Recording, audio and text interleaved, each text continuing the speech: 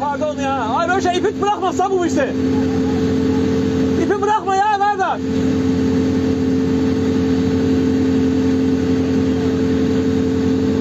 Boş bırak da bırak.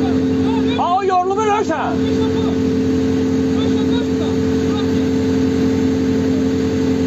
O birisi yorulu bizi.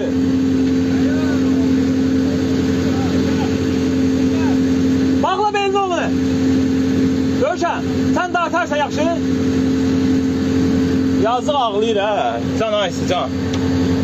Ağlama hiç. Ay bu yazıq. Can ay kardeş can.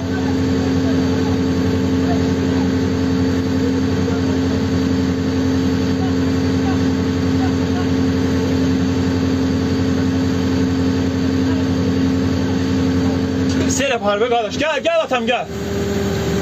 Gel ay sağ ol gel kurban olayım sen. O tekmeni de götür Gel güzel can. Ha dur da aysan dur.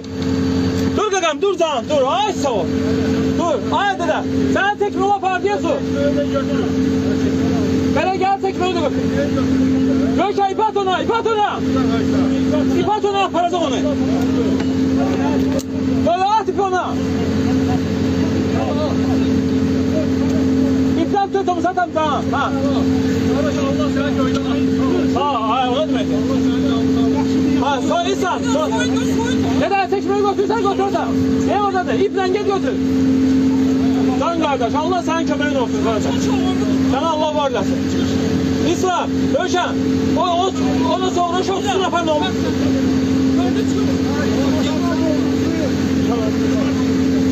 Pardon.